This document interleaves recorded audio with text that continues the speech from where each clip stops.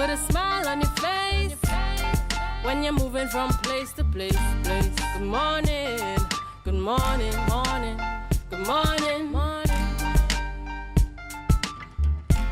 Good morning, viewers, and welcome to the Tobago Updates Morning Show, coming to you here live from the Port Mall in Scarborough, Tobago. As we continue to give God thanks for life, I am Julian Skeet.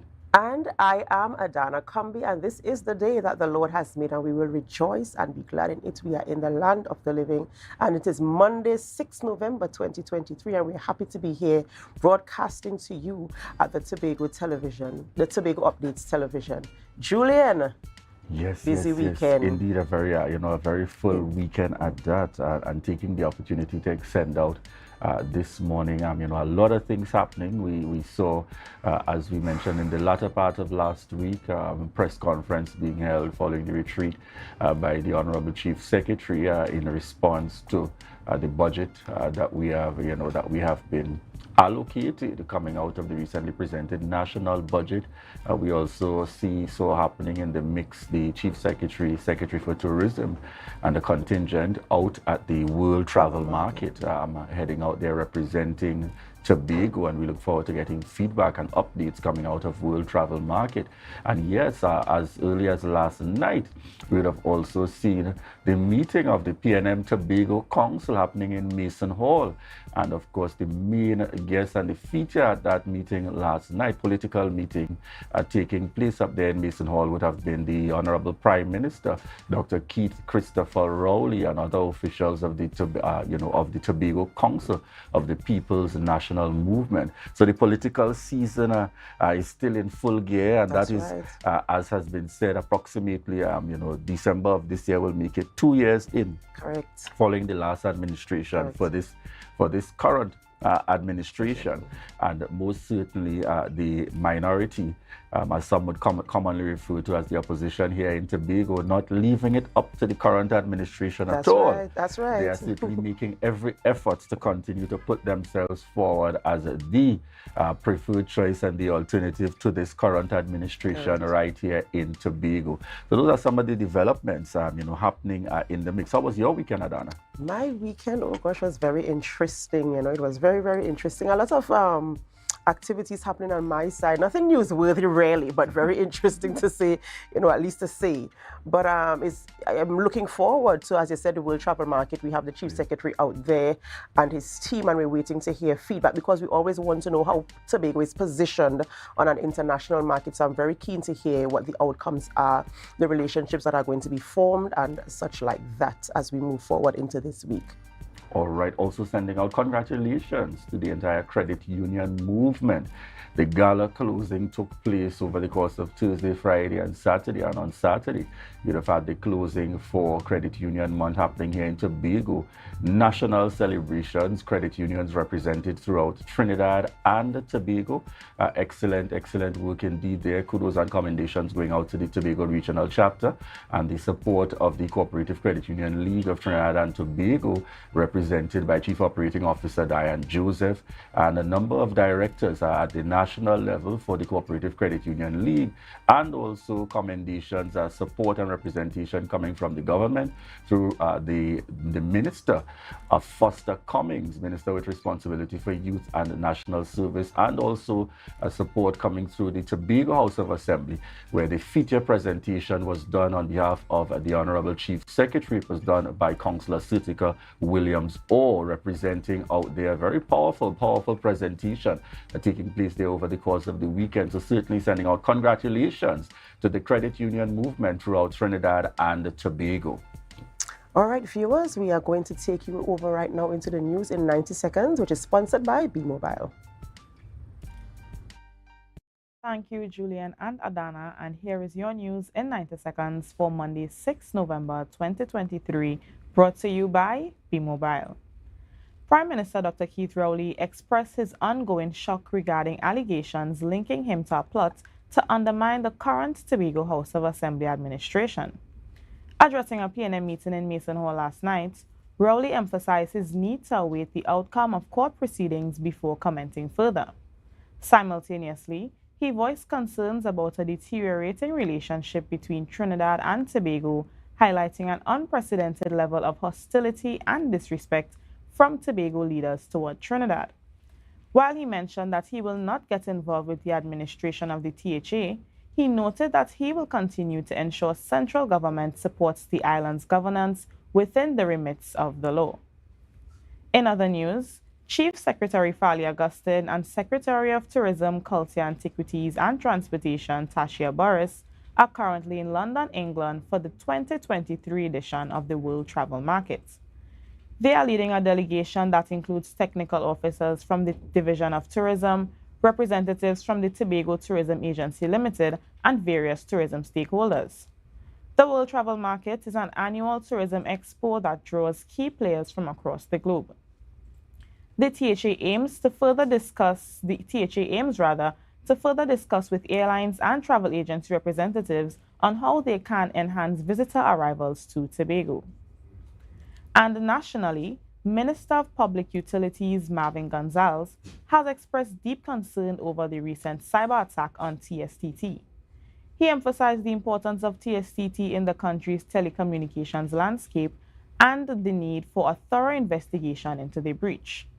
Gonzalez has instructed TSTT's board of directors to conduct an independent inquiry and make the findings public as long as they do not jeopardize customer confidentiality or the integrity of TSTT's data and the digital infrastructure.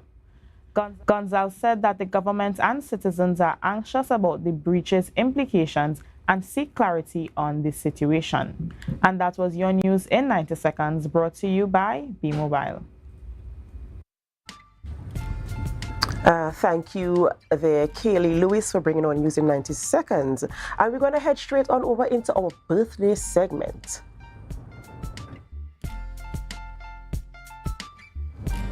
Right, this morning celebrating a birthday is Miss Arlette Boucher Nichols, and she's celebrating her 50th birthday today and looking quite gorgeous.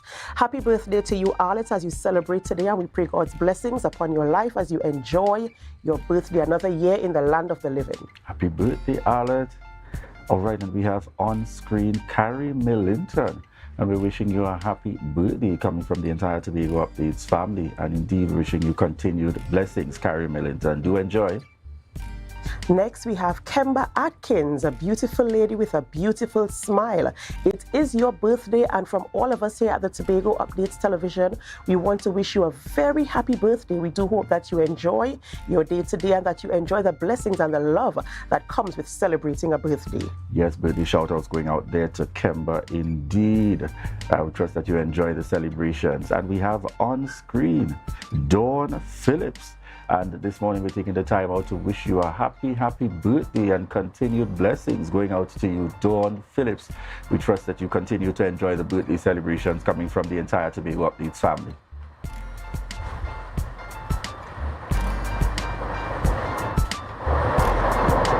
All right, viewers, we're happy that you're here with us, of course, on the morning show on Tobago Updates Television. And we just want to share a little bit with you on who is on our program this morning. So, Julian, who are we speaking to today? All right, so I see that we have on the rundown this morning Watson Duke, political leader of the PDP. And we're speaking Tobago Carnival can't survive without Trinidad. We'll also be chatting with Rodel Kirk, superintendent for the TTPS, and Samati Rampasoon, president of the Lambu Fisherfolk Association. Right, that is what our show looks like for you guys today, and we do hope that you continue to stay with us as we bring you information as it relates to things happening in and around Tobago. So we thank you so much for staying with us. We're going to go for a short break, but of course, before we go, we invite you to share the live, share the live, share the live. We'll be back. Hey, hello guys, welcome. Come have a seat. Oh, this is so stylish and I love the fabric. Darlings, you must tell us where you got your new furnishings. We got them locally at Standard. They've got new chic European furniture, crafted from high quality material. Oh, Standard? No, it's Standard, their brand new Hive collection. Experience luxurious European furniture at a price you will love. The Hive Collection, now exclusively available at Standard.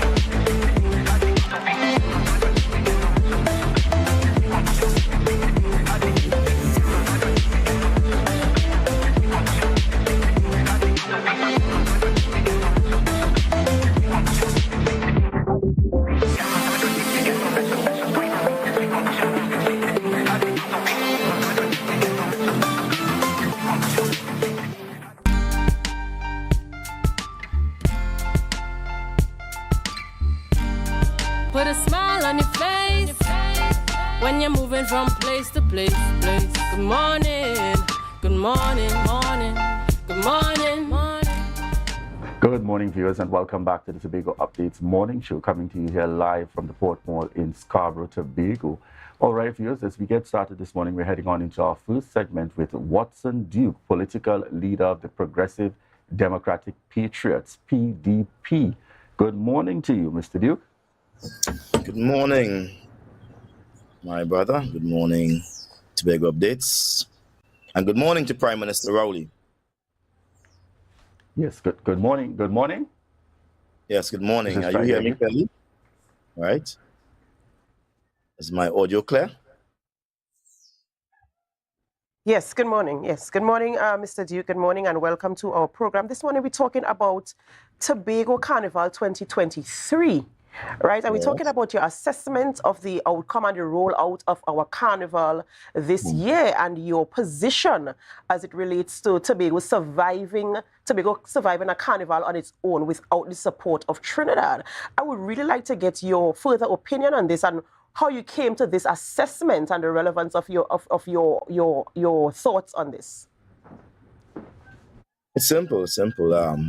Once you are in the embryonic stage of anything, then you have to act as if you are in that embryonic stage. You can't operate as if you are Lord unto yourself. And so it will be best for Tobago to flesh out its carnival mandate, what you would regard as the best performing soca monarch song, what you would regard as the best calypso, what you would regard as something that is desirous for your street parade, how much persons you want, how much bands you want, and the distance one would go for that.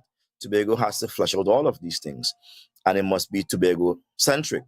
But more than that, Tobago has to remember that it is not now starting Carnival. Tobago began Carnival from since we had Trinidad and Tobago. There was no Trinidad Carnival and Tobago Carnival, so there's no separation. And so therefore, Tobago has to ask itself, in the fact that we have no money in the coffers, how are we going to spend government funds? How are we going to spend the funds that belong to? Are we going to keep two Carnival? Are the people of Tobago so much hell-bent on fete, Carnival fete in particular, that you're going to keep two? Or are you going to keep one Carnival? And if you're going to keep one Carnival, what is the best time for that Carnival? Would you be given the same wherewithal as the same Carnival Monday and Tuesday to have your Carnival? And so we have to work it out. You cannot just do it by yourself. You have to sit down and discuss with Trinidad. It's only a fool will lead on his own understanding. A wise man will garner the learning from others and build on it. Frankly, Trinidad is the mecca of Carnival. There can be no Miami Carnival, no Nottingham Hill Carnival without Trinidad. Trinidad, look at our artists. Our artists that they are earning foreign exchange by jetting all over the world. This, that, because people have a love for what Trinidad has created within their Carnival domain. The soca, the calypso, the steel band, the rhythm, the dance. Nobody could dance Carnival music like Trinidadians. It's just in the flesh. And if you want to have a Carnival that's going to take on a particular international stage, you don't reinvent the wheel. You look at the best of the best and you learn. That's all I'm saying. So if we have to survive, we have to look at the best of the best. And the best of the best is right here with us, living in the same house, the same room, Trinidad and Tobago. You don't cut yourself off from Trinidad and say you're going to do it on your own. As I said in my previous press conference, Num Num, our soca monarch champion across here, and congratulations to him wherever he is. Sang a very good tune, nice, I love it. But that tune has no chance of survival in the soca monarch in Trinidad. The culture is different. So we need to first of all understand our culture. What is Tobago culture? And it seems as if we don't understand that. We just throwing fete. It would have been better for us to throw a bloco, that to call it a second carnival, call it a different thing, call it Tobago Day. And so therefore, there's nothing to measure it against. But when you say carnival, you have to measure it against Trinidad. That is the mecca of carnival. Watson Duke, I've heard you in terms of the opening in response to the first question, and I'm asking, what's your position in terms of rating this second edition of the Tobago Carnival? Are you on the side of Gypsy in terms of not being as good, or are you on the side of the voices indicating that it is definitely an improvement from the first edition? What's your position with regards to the execution? How do you rate this second edition of the Tobago October Carnival? Well, if you know anything about Watson Duke position is his position. It has nothing to do with Gypsy or anyone else. I'm a thinker on my own. And so I'll answer the question on my own thinking. I would say that we have to stop feeding Tobago half-truths and lies about the carnival. I've listened to persons who belong to the Chamber of Commerce Tobago arm telling lies to Tobagonians, saying that 17,000 persons came to the island on the boat. That's a lie. The facts are out. It's about 8,000 persons came in one direction, came to Tobago. And half of those persons belong to Tobago, a person just conducting their day-to-day business and has nothing to do with Carnival. Yeah? We are overselling the fact that Tobago Carnival attracted people, but it didn't attract so much. On the airplane, it says 5,000 persons travel one way and there were vacant seats. Again, let's look at the fact. 5,000 persons travel one way to Tobago and there were vacant seats. Half of that has to be persons who just doing normal business. So in fact, we have about 6,000 persons, perhaps, as hypothetically, coming to the carnival. Where were they? They weren't on the streets. We didn't see no bands or no thousands of bands. The biggest bands were quite spaced out as a mouth with rotten teeth here and there missing. You know, I mean, it doesn't look good for carnival. Carnival has to be a procession. It has to be a flow. It has to be from one into the next. You know, and so I'm just saying that we are trying to get notice in the wrong way. If we want to get notice, let's plan our carnival well. I have nothing against the Tobago Carnival. Let's plan it well. Let the carnival be indigenous to Tobago, and we can have our masked men display what we see as our culture, because there is no greater stage for a country to demonstrate its culture than during carnival. Yeah? Mr. Duke, Mr. Duke, you spoke earlier about Tobago. Basically, you were talking about Tobago defining their carnival product as separate from Trinidad. And you went on to say things like we need to identify what we want to do, what we want to say, and how we want to present the carnival. But I am thinking, in my opinion, that the product has been established, because even in this response, you're talking about what is our culture. And we have seen displays of our culture on the parade. On Monday, we saw where they did a whole theatrical display, a roll out as well. So the product itself was defined as it relates to Tobago culture. It was definitive of who Tobago is. At least that was the attempt. And I think that it was rolled out in that kind of way. So the product is a little bit different to Trinidad. This is Tobago Carnival, as we said. You know, we have our national carnival in February, and then we have Tobago Carnival, which is Tobago-centered, which wants to depict the things that Tobago is known for historically and culturally. And are you saying that that product was not 100% defined in the Tobago Carnival this year? Allow me to ask you a question. I don't normally do this, but just for my clarity, so I could answer your question. That product that was rolled out, could you describe it in 2 sentences to me? What was the product we offered? We spoke about some of the cultural, historical aspects of the Tobago culture, where they had the displays along the route from, I think it was from Shore Park.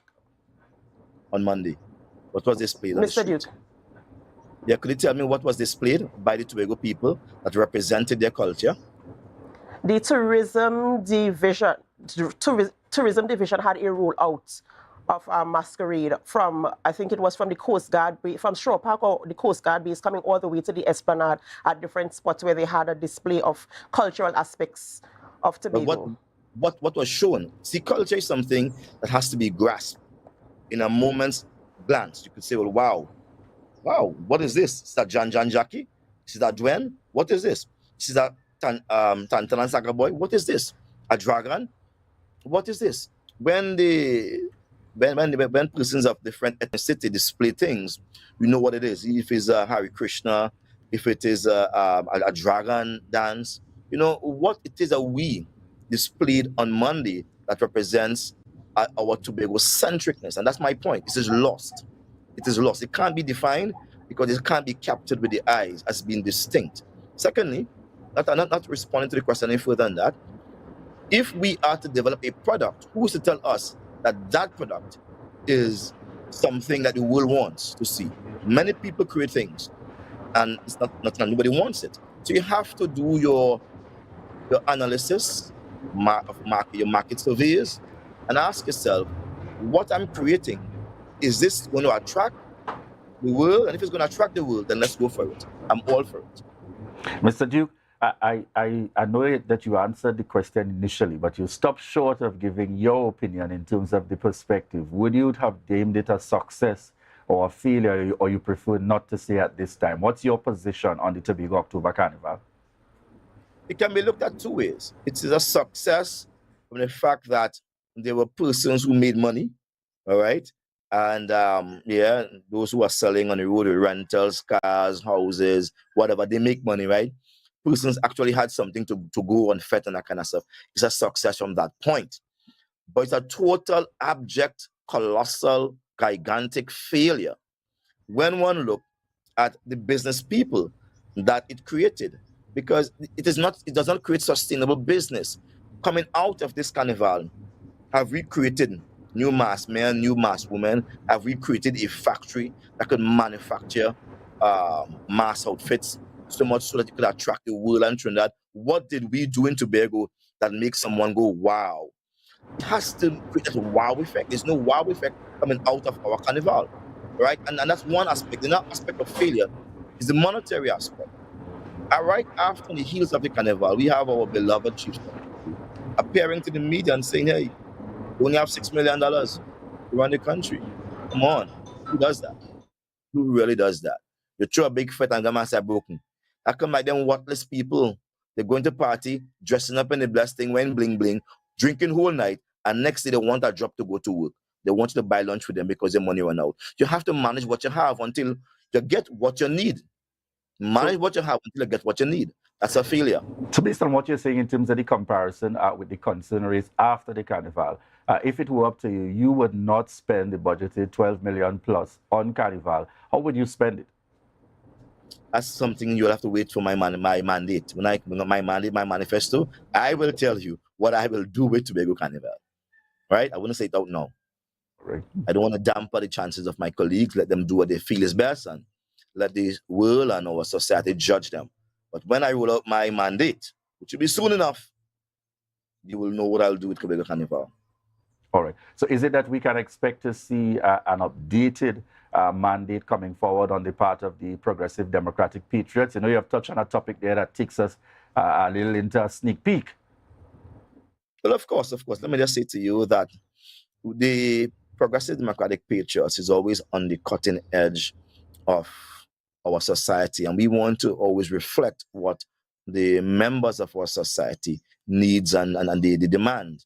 And as such, we have been listening to the ground where carnival is concerned.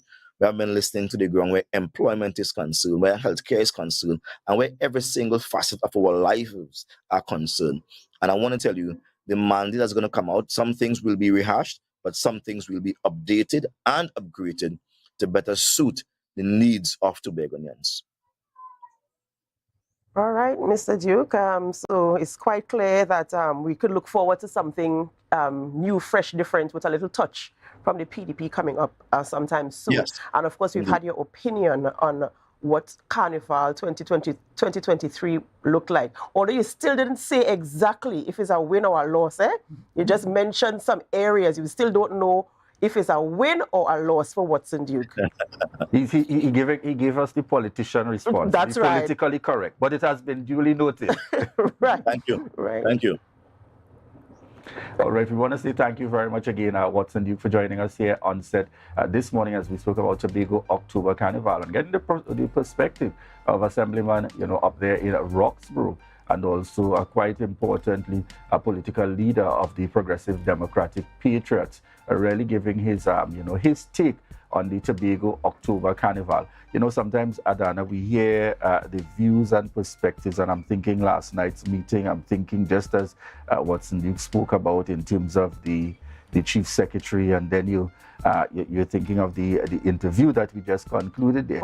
And sometimes we wonder if with all these ideas and these thoughts and these hopes for Tobago, if collectively, if we can all just work together to make it happen. But I suspect that's just a dream. In the reality of politics, and those who are more experienced in the field will certainly probably say the same.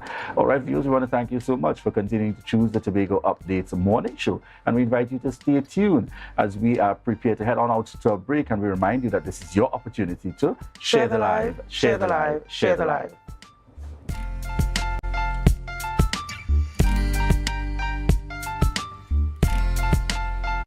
So your car break down. Oh, no, not again. And you're worried paying a wrecker could mean a pocket breakdown too. But when you're insured with Tatil, no stress. Yes! A Tatil motor policy has lots of benefits that protects your pocket, like free roadside assistance. That's free 24/7 every time, as many times as you need. Tatil, where people are people. A member of the Ansa McCall Group. You know, who would I ever believe, Jessica could take care of a child, I know, right? I'm a kinship foster parent to my nephew Malik. Papa, you remind me of my grandmother, you know, when she used to take care of my cousins. If I didn't step in, I don't know where he would have ended up. Plus, I get support from Children's Authority, training, and counseling. But Jessica, you're not married? That doesn't matter once you have a safe home and you're related to the child. You're good. So they just gave money to do this? Yeah, they do give me some money. So, Auntie, you can buy a Lamborghini for me? Oh, I'm so sorry, Malik, but that money's to take care of you. Okay, smubble up, yes. I will not try. Mommy, you can buy No. Wait, I didn't even finish my sentence. About Lamborghini, you can get lamb stew for lunch. Auntie Jessica could only come when you come in, because all them does do is talk people business. Malakai, I'm only going on the bed. But mommy, the boy don't even live here. Yeah, go to your bunkers. What? Bunkers? Where's that? I think I'm getting pretty good at this.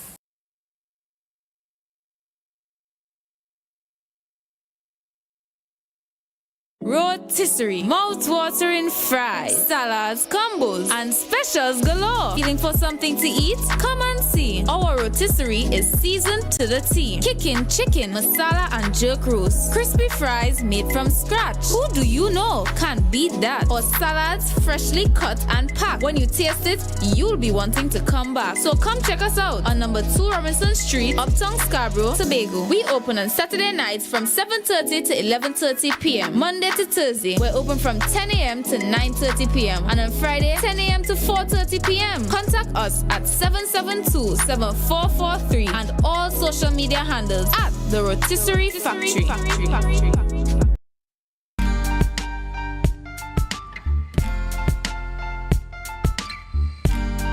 Put a smile on your face when you're moving from place to place. Good morning, good morning, morning. Welcome back to the morning show on Tobago Updates Television. I am Adana Kumbi, and we continue conversations with our guests in studio. We are speaking with Rodil Clark, and he is Rodil Kirk, and he is Superintendent of Trinidad and Tobago Police Services. We're talking this morning about updates on things that happened in and around Tobago over the weekend and the past week, and also a little bit about road safety. Good morning, Superintendent, and welcome to the program. Good morning, Adana, and good morning to your listeners and to your viewers. Right. So, of course, we go straight into the conversation. We want to know what has been happening in and around Tobago over the past week and over the weekend in terms of the position of the TTPS and what has happened.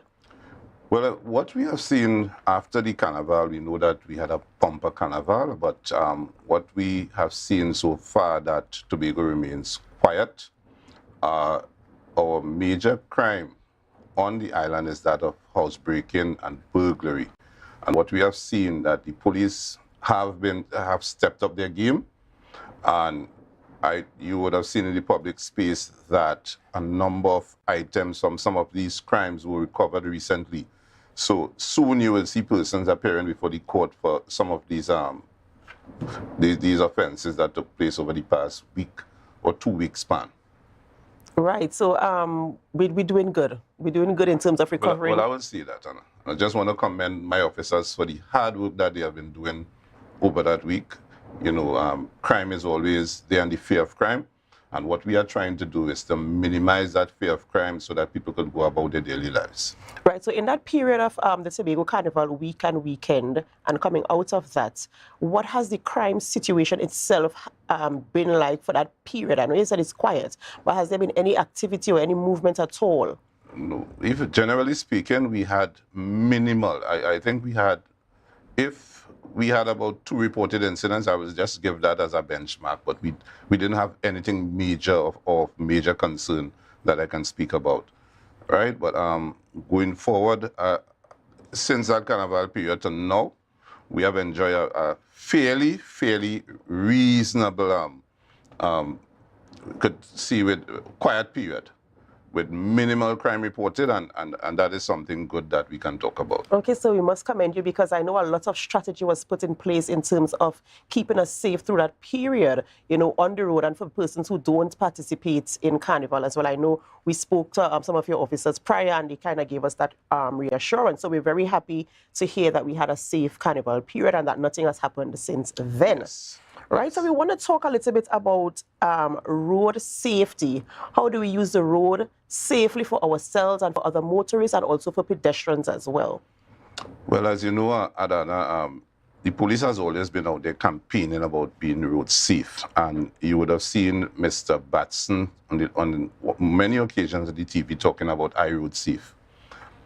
What we have recognized is that so far, nationally, we have seen an increase in our fatal road traffic accidents. To be exact, looking at the data, we so far for the year have 87, but within the Tobago space, we have at least about 9 reported cases of fatalities. When we look at the comparison to last year, 3. We know that something is happening in the space, that we need to go out and reach out to encourage drivers, motorists, pedestrians to be very careful on the roadways. Because what we recognize, if drivers, most accidents are caused by either human error or vehicle defect. So what we are urging people to do is, drivers to do, obey all the road traffic rules and regulations. We have seen where speeding, accidents happen due to speeding. We have seen where people drive while intoxicated or drive under the influence. So what we are doing as the police, we are stepping up our game in terms of having many road operations and exercises that includes DUI checks and speed. So you see, again, we are out there warning the public what we are going to do. So we are asking persons that when you're using the roadway, obey all the road regulations and drive within the required speed limit. Don't use alcohol whilst driving. We also ask you to avoid the major distractions. You know, people pick up their phone whilst going down the road, or they're texting and so on. And look at the unfortunate incident happened just a couple of weeks ago, where a young lady lost her life. I am not saying maybe one of many factors which resulted in the accident, but you would have seen where even on the night in question, the driver of the other vehicle was a DUI test was administered, and he was found over the limit. So I'm just urging members of the public, when you pick up your vehicle in the morning, do a physical inspection, because your vehicle could be defective that you're going on the road. Do that inspection, check, make sure all your vehicles, your parts, everything is in working order before you get on the road. We also urging pedestrians that when you're on the street, again, you will see pedestrians crossing the road daily. They will cross at areas that are not designated. That is one. They will be crossing and just paying attention to their cell phones, etc. So we are asking people to be more aware when using the roadways. That is one of the things that we are going to be out doing, and we are going to be out doing our operations on a daily basis.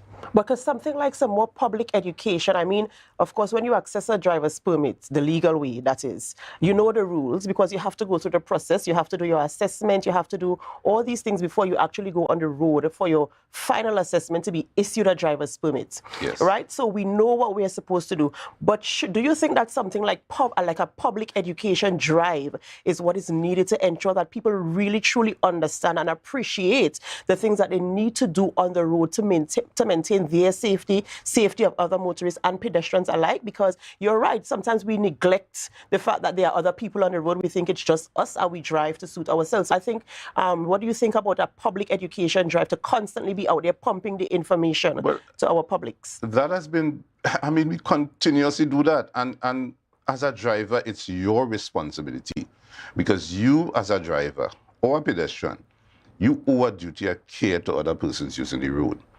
It means that is saying that your action could result in consequences, or your inaction. So you owe a duty of care to other persons using the road. That is one of your primary responsibilities. So for me, it's just like, okay, when you travel on a plane, sometimes when you're outside, you'll see the pilot come around and do some, because he knows what his responsibility is. Just like a licensed driver, he must know what is his responsibility, even though, because we keep hammering it home about, hey, you need to take a time out, you need to check, you need to drive within the speed limit, you need to do this. People just wantonly disregard regulations and rules. And those are the people who we will be out there targeting. Because, you know, when you look at how some people drive, in Tobago, the roads are very narrow. The roads are, well, you could get nowhere. Any point you want to get to Tobago, you could do so under 10 minutes. I'm just saying that. And people drive that speed like if they're on Formula One racing. When you look at it, pass now on the Claude Noel anytime after 10 p.m. and you will see how drivers operate on the roadway.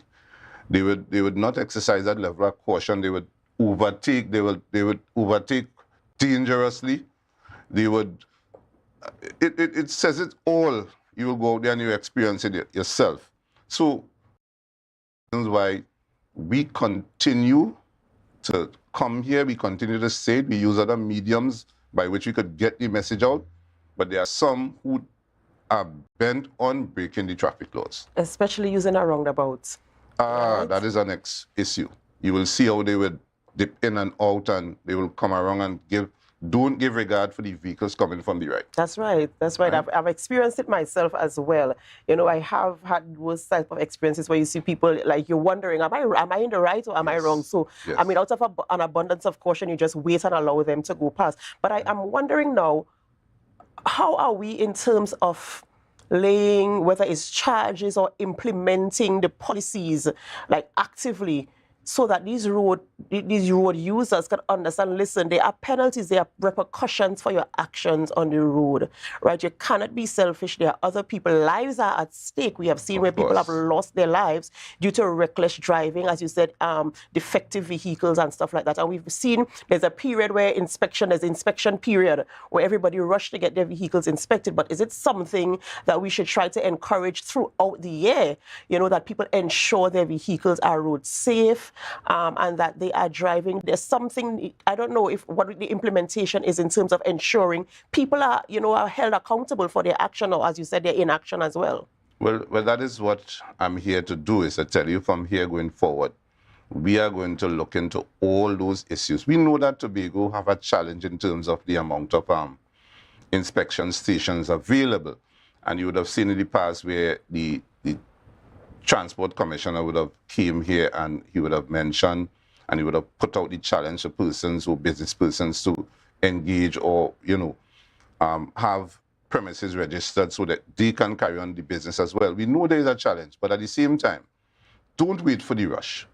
The limited few that are here, if you know, check your vehicle and ensure that you get into that habit, you know, you wouldn't have to rush at the end of the day to say you're going to the stations to now inspect your vehicles to make sure that it's roadworthy. That is something that you should be doing as a responsible person right through. So again, while I share your view with the public education campaign, which we have not stopped doing, I am saying that the individual himself has a responsibility to treat with his vehicle and vehicle defects. And the next thing, again, the pedestrians. You mentioned it earlier. Right. Pedestrians think that they have, from my assessment, and this is just my opinion, that they have the right of way when walking on the streets.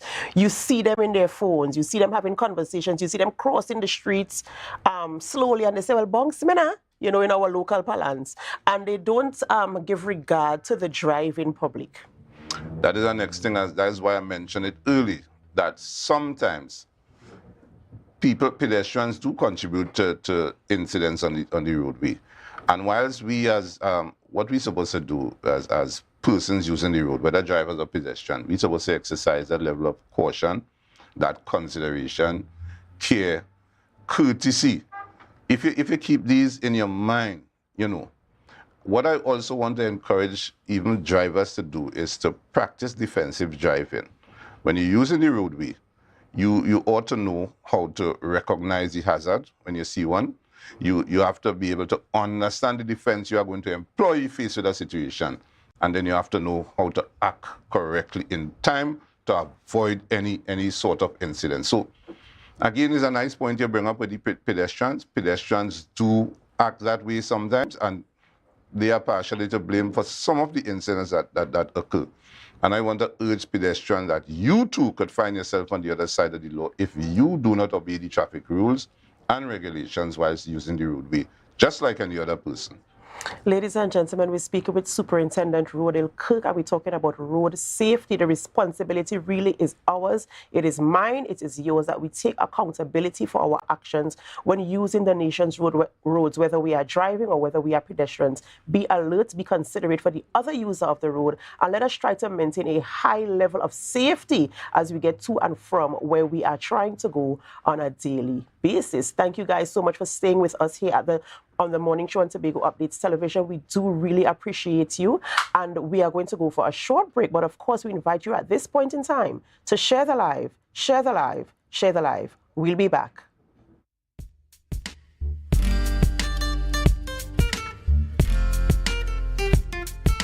Tobago Glass Supplies has been a leading name for over 37 years in the glass and aluminum market in Tobago. We provide an extensive range of high-quality, innovative aluminum and glass products for commercial and residential use. Competitive prices with superior and professional services by committed employees who are guided by rigid quality standards. Tobago Glass Supplies specializes in the manufacture and installation of glass and aluminum products that are essential to today's homeowners and the business environment. We are engaged in marketing, sales, and installation of a variety of products. These ranges from windows and doors to necessities such as mirrors for homes and vehicles, designed and manufactured in-house or imported.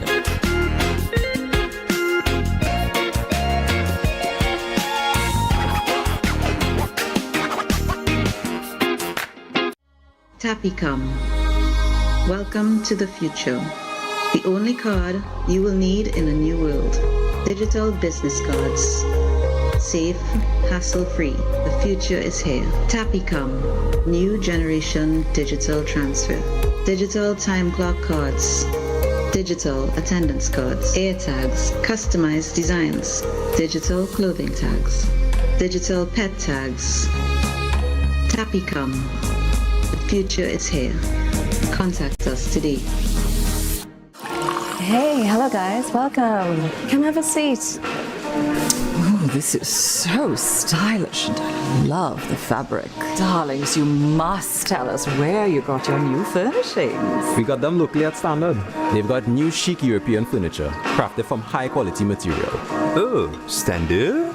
No, it's Standard, their brand new Hive collection. Experience luxurious European furniture at a price you will love. The Hive collection. Now exclusively available at Standard.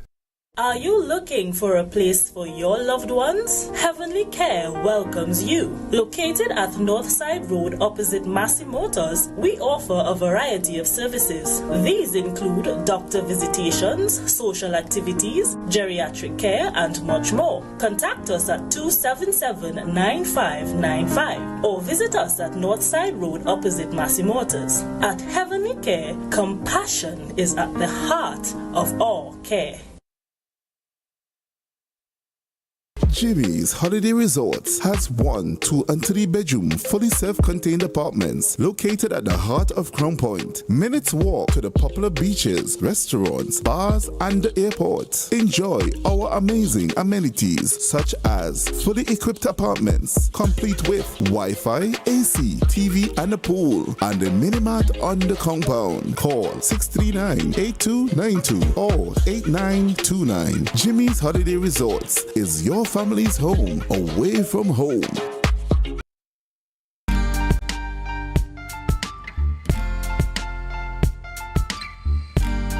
Put a smile on your face when you're moving from place to place. Good morning, good morning, morning. Welcome back to the morning show on Tobago Updates Television. I am Adana Combi. We continue conversations with our guests in studio this morning, and we're talking Lambo Fisherfolk Association Fisherman Fete. We have in studio with us Ms. Sumati Ramkisoon. She's the president of Lambo Fisherfolk Association, and Mr. Curtis Douglas. He is the president of all Fisherfolk Tobago. So we're talking about Fisherman Fete, right? So we want to get all the information, all the details on this event that is upcoming. We want to get some information about the Lambo Fisherfolk Association and all things that are happening around that. So welcome and good morning. Good morning, sir. Good morning, ma'am. My name is Sumati Ramkisoon.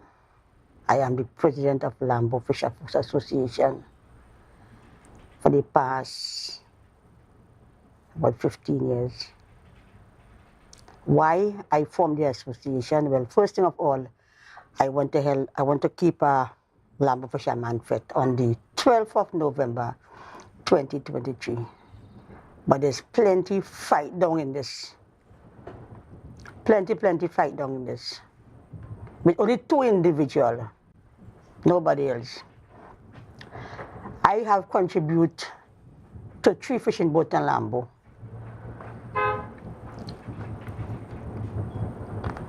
Three fishing boats in Lambo, which everybody know that. So I formed my own association.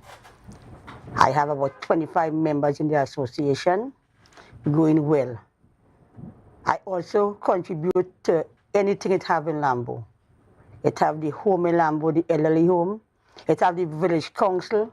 I contribute to that, but they say I am not a contribution to that. I contribute to that. Many little small events we have, I contribute in it too. But yet, it's a problem, but I have to keep the Fisherman Fete in Lambo. Right, and the Fisherman Fete is scheduled for November 12th, you said, right? Yes. So tell us a little bit about the event, what time it's going to start, where it's going to take place, what we can expect, who is involved, and stuff like that. Well, basically, before, I started all of that, to share the live. That's right. Not now, yes, continue to share the live, yes. Continue to share the live, That's right. To the world. Now, ATFA, being the president of ATFA is an executive board that is responsible for all Tobago Fisherfolk. In Tobago, represent Tobago Fisherfolk. So what we do, we go a long way by we help these organizations build, right? So we start by trying to build some kind of revenue, financial revenue. So we are in Lambo now, so that Lambo could show the fishermen so they could have some kind of financial basis. So on the 12th, which is basically Diwali/Diwali, we are helping Ms. Ramkisoon and her organization through an event. The event really is just a fundraiser, as I said, to help, build that fishing community to strive, right? So on that day, which is the 12th, we're expecting to have, like free doubles. We're giving away free doubles on that day. Yeah, because it's the festival of lights we're embracing, and we will have, activities. We have boats racing, we have pirogue racing, we have jet ski racing, we have the zesters and them out and bad, right? So we help other organizations throughout Tobago build. So Lambo is the end of this year. Last year we would have done Southwest. So next year we are looking to go more in the country to do Bell Garden, Studley Park. And on the 10th of December, there will also be an event where we in Palatavere, where Palatavere is having like a Christmas, a fisherman Christmas, they call it, that is in Palatavere. So that is our role, to help them with the administrative work, make sure that they're registered in building community, because that's what we're about, building community. And I was just about to ask, what is what are the objectives of having a fisherman association, right? And it's something like a community type. Yes. So what the association, the role and function of this association is really to represent the fisher folk and also the people in the community. Because like Miss Kisoon here, Ram Kisoon, we also have the support of the Lambo Village Council, because we had a meeting with the Lambos Village Council, and the president would have told me yesterday, we are in support of your movement, Mr. Douglas. So it's not like we isolated to fishermen. We collaborate with other groups and entities to build not only the community, but to build Tobago and make Tobago a thriving and driving and productive community by community, where the growth and development, because when you look at Ms. Ramkisoon and organization and all fishing organization contribute to the food security. So not only that, when they have any problem, ATFA have the legal right for representation to represent them with the oil companies and stuff like that, and bilateral agreements and all of that. So that is our role and function. But I want to just make something very clear. It has some undesirables going around saying that they represent fisherfolk. I'm just wanted us that fisherfolk know, be aware. They have their political motive. Their motive are intent to destroy and to create mayhem. But we're not here for that. You know what we're here for? We're here to see how best we could build Lambo and how we could build Tobago together. So when you hear fisherman, you're not only talking about a FET. It's not just about a fisherman FET. It's a legal entity that is registered. Correct. And that has objectives, that is to build communities. Yes. Like that is something very welcoming. Yes. You know, especially in the Tobago space. You know, it takes a village, as they used to say long time. It takes a village to, right. And so we all need each other. So it brings me great joy to hear the collaborative efforts in terms of rolling out an actual Fisherfolk Association, which at this time is preparing to host. Is it the first time you'll having a fisherman fete? Yes. Right. So, and you're inviting, is it just centered around Lambo, or is it extended for the communities? It's for the world. Yeah, for the world. It's for the world. Not only for Tobago. We don't isolate. We have so much to offer. Lambo have so much culture and so much richness to offer, right? So know that when you come, we had Inspector Kerr on set here, and you know, he will make sure that order. So you're coming to Lambo, you're coming, and you don't worry, you will be safe. One of the safest fishermen you could talk about. And as I said, we have doubles, we have other activities, we want to put bouncy castle for the children if God permit us. So it's a family, so you could bring the family, come down, enjoy, and be a part of the growth and development of this community.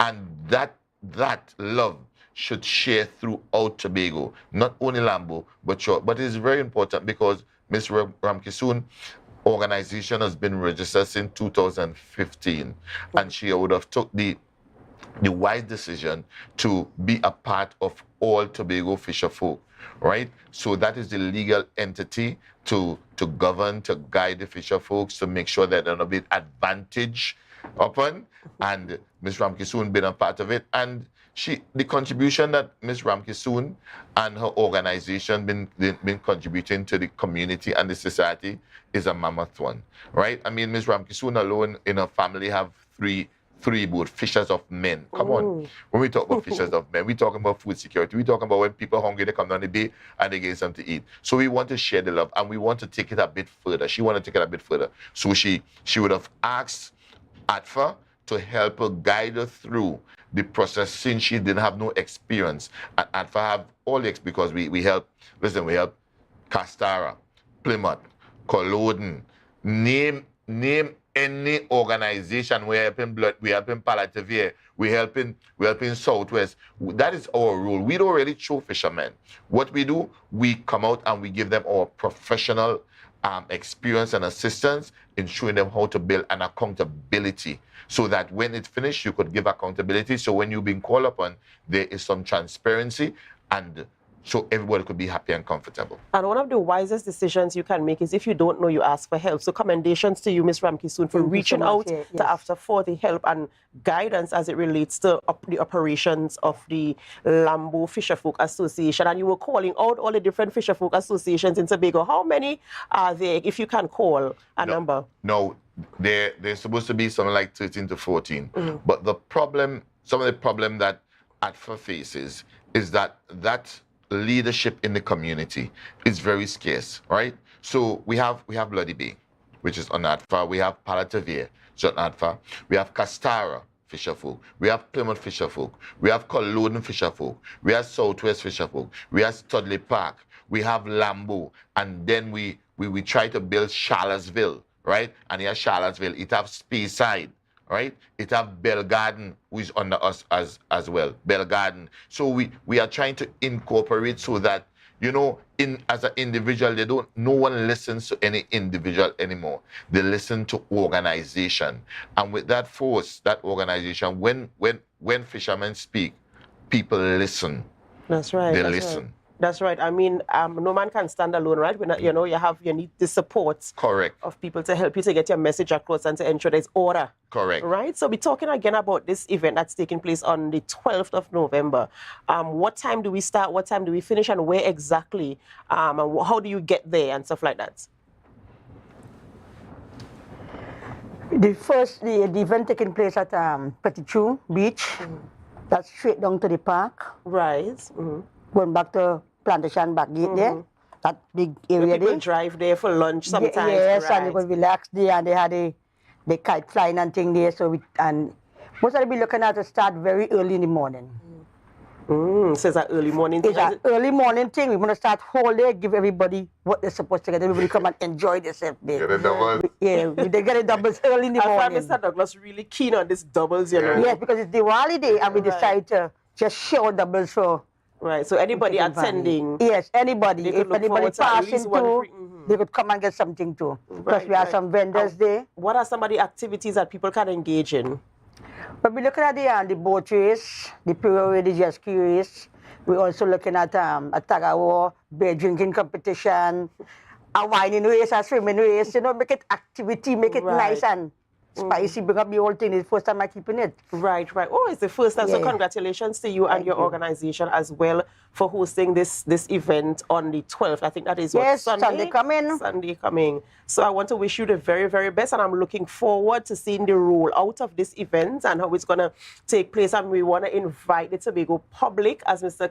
Douglas said, it's not just for Tobago, it's for the world. So if you're in any part of the world and you could make it to Lambo on Sunday, you know, all and sundry are welcome to participate in the fisherman. They call it a fete, but I call it an event because I see children, activities for children with the bouncy castle, and of course the well-renowned tug-of-war. You know, that is an event that always, you know, that's like a event at any activity. You know, that will bring in the crowds. You will join the crowds. You want to see who is the one with the strength, who is the anchor, who pulling in the rope, and who is going to win. So, you know, there are many attractions and activities taking place this Sunday at the Petit Park there in Lambo, where the Lambo Fisherfolk Association will be hosting their fisherman event this Sunday. All are welcome. There's no entrance fee. No, ma'am. It's free to all. Even if you're driving by, you can stop and get your doubles. Exactly. That we're talking about. Right. We're building communities through the Fisherfolk Associations across the island of Tobago. It is indeed a commendable effort. And again, I want to congratulate you for this first attempt to host this event. And I want to encourage Tobago to support community events, community groups that are trying to do things. And of course, I know things like these will help to curb crime, because of course they take the idle people off the street and they get them involved in things that are community-based, and they help them and groom them. Just like how AFTA is helping these associations, they help people to, you know, even hone in their skills and talents and abilities, because I'm sure you have people on your planning committee who might have some level of skill that they could add to to things like this. So in closing, is there anything you want to share with our public? Basically, we just want to say, Tobagonian fisherfolk, we need to cooperate with each other. We are not only fishermen, we're not isolated. As we said, we intend to partner with other people, other groups, because together we could do so much, not only for our community, but for our own little island, our little country in Trinidad and Tobago, or more so Tobago. We could do so much more. All it takes is a little bit of application and a little bit of dedication. And once we start, because what we do, we have started more than the first step of 1,000 steps, which is the All Tobago Fisherfolk, in leading and charting the way forward for the people and the fisherfolk in Tobago. Because when you look worldwide, you see other organizations is doing other things. And I just mind to say, next year, we will be having some other guests from Europe as guests from Europe to come to Tobago, so that fisherfolk will expand their skills and knowledge, because it's supposed to happen this year, but unfortunately we couldn't accommodate them. So brace yourself, let's be prepared. Let's be prepared to expand and to excel in our growth and in development, and also to excel in food security in Tobago, and also share the life and share the love. Share the love. Share the love throughout Tobago. That's right, ladies and gentlemen. We've been speaking with Sumati Ramkisoon, President, Lambo Fisherfolk Association, and Curtis Douglas, President of All Tobago Fisherfolk Association. And we're talking about Lambo hosting their very first Fisherman Fest this weekend on Sunday. So all are welcome to join. Ladies and gentlemen, we are going to go to a break, and then we head on over to Tobago notes. And of course, before we go, of course, we invite you to share the live, share the live, share the live. Thank you for viewing. Thank you.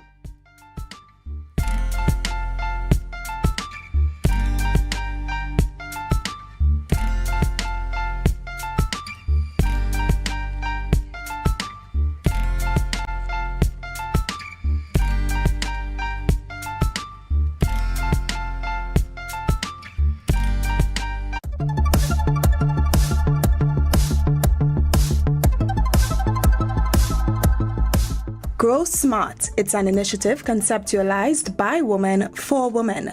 The NGO, Women-Owned Media and Education Network, in partnership with the British High Commission, selected women from rural communities in Trinidad and Tobago to learn to, well, grow smart.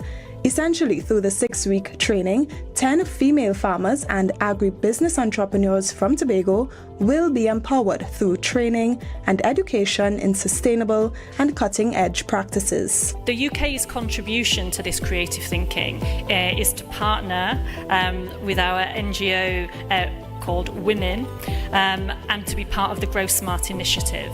So this is to provide education and training to women farmers and would-be farmers and aspiring agribusiness entrepreneurs. You're going to get knowledge and skills and resources to help you implement sustainable and innovative agricultural practices. Grow Smart intends to introduce hydroponic system design and construction, liquid and substrate-based systems, nutrient formulation for hydroponics, sanitation and biosecurity for hydroponics, introduction to aquaponics and organic hydroponics, and introduction to agribusiness and marketing. Today, as the Grow Smart initiative officially launches in Tobago, I reflect on the words of the late Nobel Peace Laureate and freedom activist Desmond Tutu. He said, if we are going to see real development in the world, then our best investment is women. For us in Tobago, roughly around 80% of our agricultural produce comes either from Trinidad or through Trinidad to Tobago. And so that dependency alone tells us that we are nowhere close to achieving food security and, more importantly, food sovereignty, which has to do with the island's ability to have a secure and safe supply of food at all times. You are now at the front of that battle for us on the island through the Grow Smart initiative. I believe you will do well in this program. Here is an opportunity for you to broaden your skill sets as women. Here is an opportunity for you to create a legacy for your family and for your children. These women will develop an agribusiness model around the new learnings, and 6 of them will be given the opportunity to pitch their new business idea. 30 women in total are the beneficiaries of this program. That was a production of the Department of Information, Office of the Chief Secretary, Tobago House of Assembly.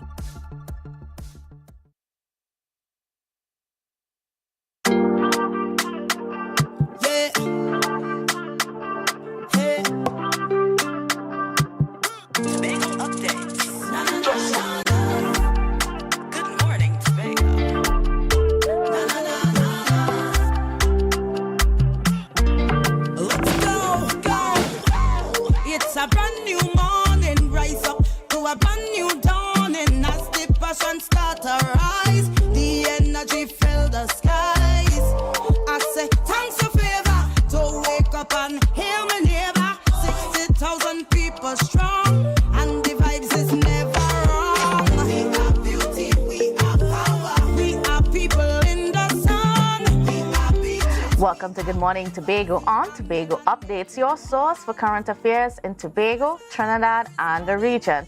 With the perfect conversations to complement your morning routine, I am Candace Jackson, and let's get started with the news in 90 seconds. Prime Minister Dr. Keith Rowley expressed his ongoing shock regarding allegations linking him with a plot to undermine the current Tobago House of Assembly administration. Addressing a PNM meeting in Mason Hall last night, Rowley emphasized his need to await the outcome of court proceedings before commenting further. Simultaneously, he voiced concerns about a deteriorating relationship between Trinidad and Tobago, highlighting an unprecedented level of hostility and disrespect from Tobago leaders towards Trinidad. While he mentioned that he will not get involved in the administration of the THA, he noted that he will continue to ensure the central government supports the island's governance within the remit of the law. Up next, Chief Secretary Fali Augustine and the Secretary of Tourism, Culture, Antiquities and Transportation, Tashia Boris, are currently in London, England for the 2023 edition of World Travel Market. They are leading a delegation that includes technical officers from the Tourism Division, representatives from the Tobago Tourism Agency Limited, and various other tourism stakeholders. The World Travel Market is an annual tourism expo that draws key players from across the globe. The THA aims to further discussions with airlines and travel agency representatives to enhance visitor arrivals to Tobago. And finally, Minister of Public Utilities Marvin Gonzalez has expressed deep concern over the recent cyber attack on TSTT. He emphasized the importance of TSTT in the country's telecommunications landscape and the need for a thorough investigation into the breach. Gonzalez has instructed TSTT's Board of Directors to conduct an independent inquiry and make the findings public, as long as they do not jeopardize the customer confidentiality or the integrity of TSTT's data and digital infrastructure. Gonzalez noted that the government and citizens are anxious about the breach's implications and seek clarity on the situation. And that concludes your news in 90 seconds, brought to you by B-Mobile.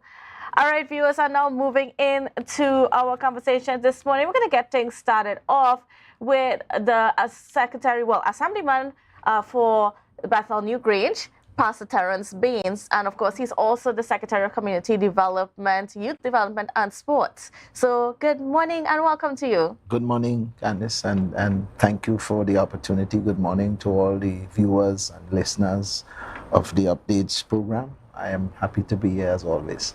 All right, so this morning for the better part of this morning, we're going to be speaking about what's been happening in your electoral district. Just last Monday, we had a town hall meeting that rolled into your area, And there's quite a few things that came out of it. So it was very interesting. Yes, I think all the town hall meetings are very interesting. Indeed. And then I want to just start off there, just that, I mean, especially noting your portfolio in community development and so on, just the importance of this, going into the different communities and speaking to the people and hearing from them in this kind of a way.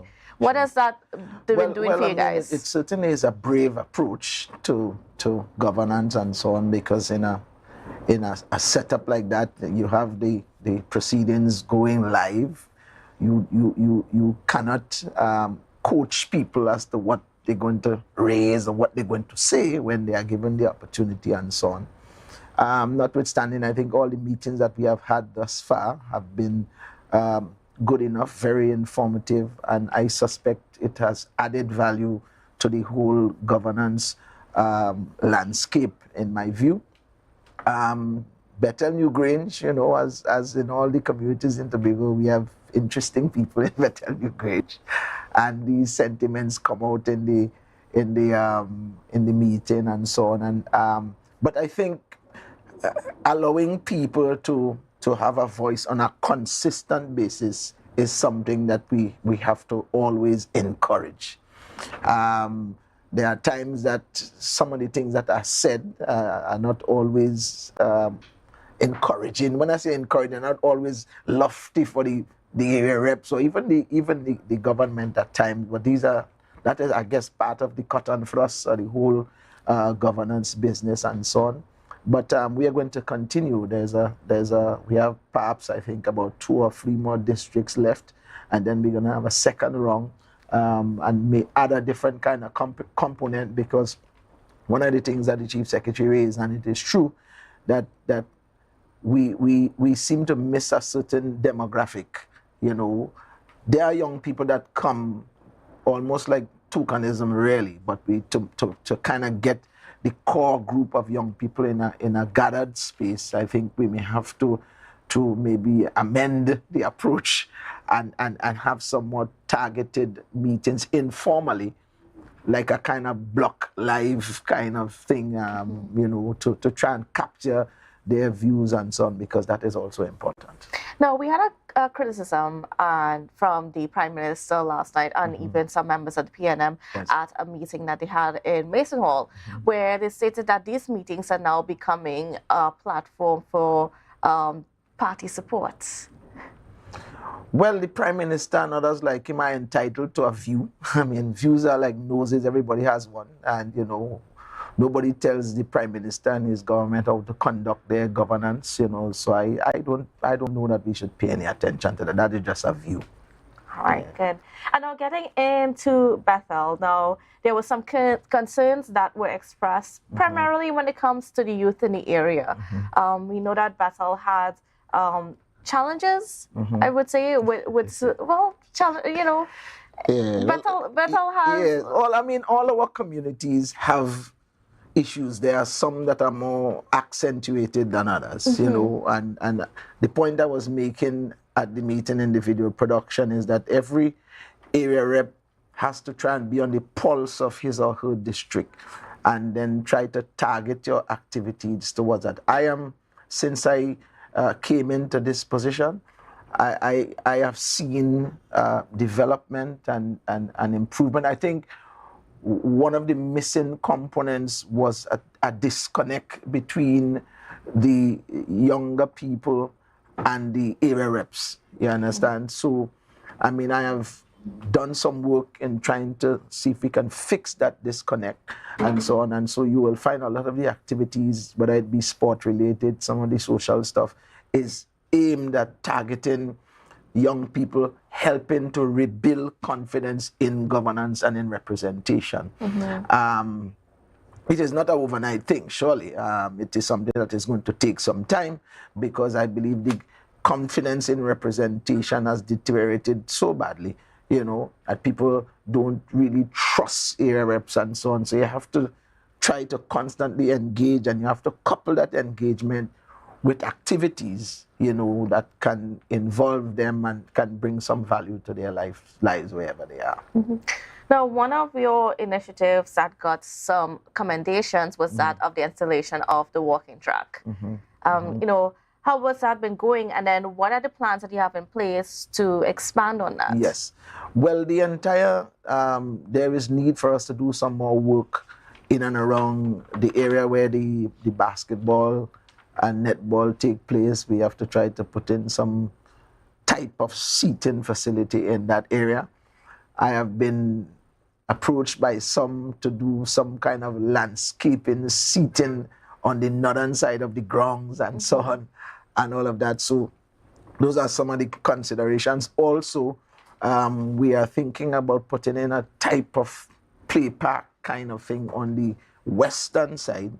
So, you know, elders, well, not elders, older people, when they come to do their walks, they can have the kids in that area occupied as well.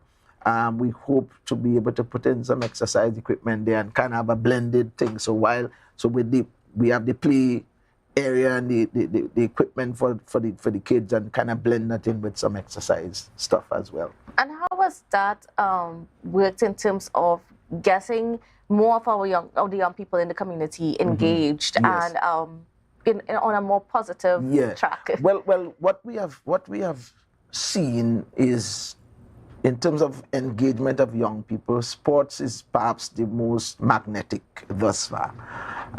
So the football, especially the basketball to a lesser extent, and so on, and even the netball, I was surprised at when we did the ball bash 1 and 2. I was surprised at the response, you know, because you really don't hear enough about netball and what's happening with netball on the island, and so on. So that is one of the areas that I want to focus in. Another thing that I see is making waves and so on is these all fours encounters. You know, it is a thing, and so on. I don't know the game myself, but most people, young people and some of the older people seem to be interested in that. So that is one of the things. In fact, it is in my mind, and we're still trying to work with it to do an all fours challenge coming up to before the Christmas time. That's, you know, that's in my mind. But sport really seems to be the most potent tool at present to kind of galvanize young people and so on. So we are contemplating what else we can do sports-wise to bring our young people together and get them interested and so on. Now, one of the things that was pointed out in that meeting that I found very interesting as well was that, you know, Mount Irving Bay Hotel, which is in your district, was heralded as that pioneer tourism product within the area. Yes, it was. And you know how, you know, as a community, they might not have capitalized on it as much over the years, you know. So what is his thinking now? Well, first thing I have to say that Mount Irving is no longer in my district since they changed the demarcation. Right. Mount Irving is now in what they call Plymouth Blackrock. So Assistant Secretary Niall George, that's his area. But of course, Mount Irving has always been close to Bethel. It's emblematic of the community relating to a particular entity that has contributed to its development over the years. You know, with the change of leadership and so on, ownership, I should say, of the facility, and you know, the facility was left for some time and in a state of disrepair, and there's been different persons expressing interest by the facility. I know the THA is involved in some talks as to what we can do to perhaps have some kind of relationship in the restoration of Mount Irving to perhaps its former glory, you know. And we know that golf and golf-related activities is a lucrative exercise. So there is benefit in doing that. And also, it will bring a tremendous amount of lift to the surrounding communities, not just Bethel, but Blackrock and Buku and Mount Irving to some extent, and even Mount Pleasant to some extent. So that is a useful engagement And we are just waiting to see what will be the final outcome from these conversations that are taking place as we speak with the THA and the owners. Certainly, and then as you mentioned the golf course, because that came up at the meeting as Sure, well, sure. because some of Tobago's best golf players are from Bethel. Indeed. So, you know, can you tell us a little bit more about, you know, what is the THA's thinking, especially because sport is under your portfolio, as to how are we going to, you know, improve golf in the communities and so on? Well, the thing about it is that when you don't own a franchise, you can't dictate how the franchise operates. And so the conversation that we are having is hopefully that there could be some useful partnership, and there can be a kind of solidarity in terms of our objective for youth and sport development, golf more particularly in Tobago.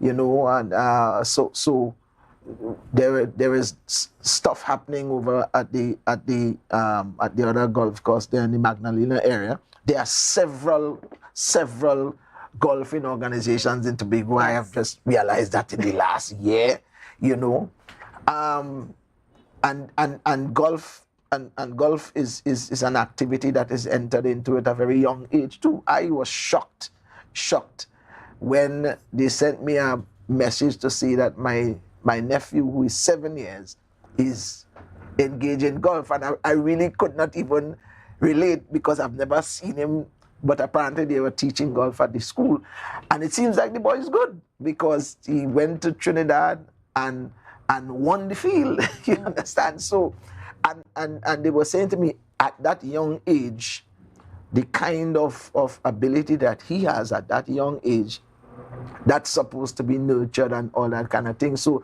those are some of the things that we have to take an interest in. Tobago in general has produced a tremendous amount of excellent sports personality over the years. We may not have had a support system to push them over the top. You know, many would have to have left Tobago and gone elsewhere and so on and that kind of thing. But in terms of the foundation activity, and we have to be a little more deliberate.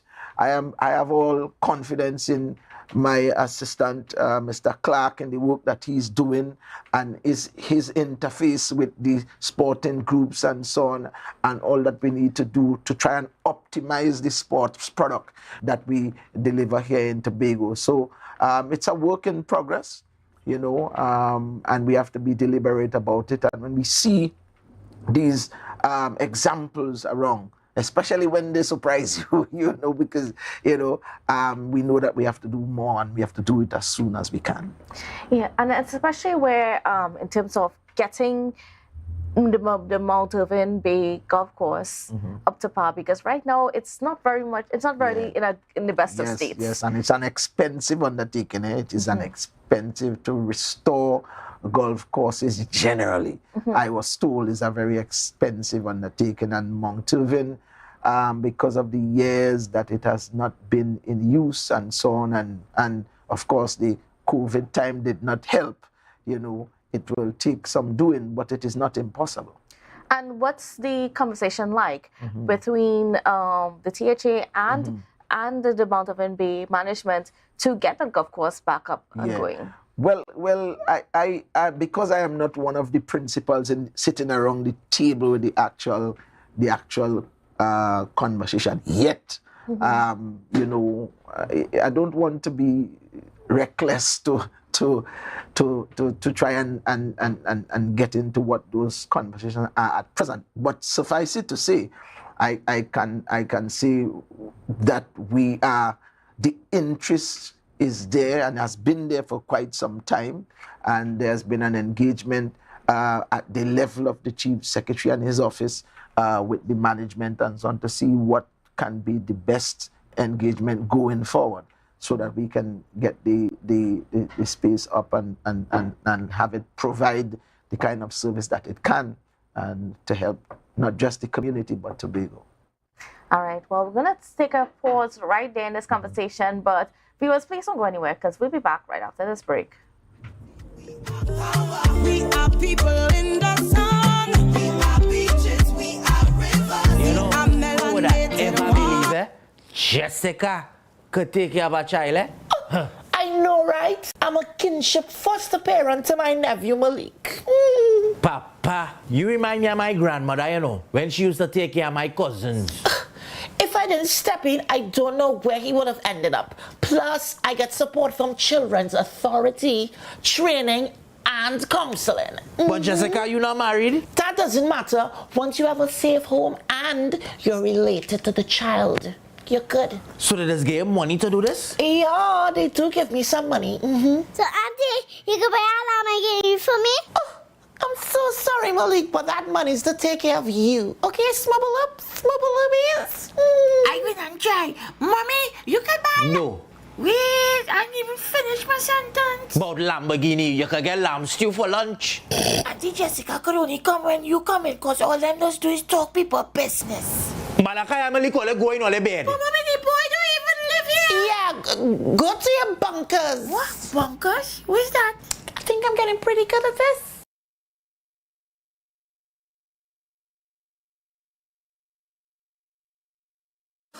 Hey, hello guys, welcome. Come have a seat. Oh, this is so stylish and I love the fabric. Darlings, you must tell us where you got your new furnishings. We got them locally at Standard.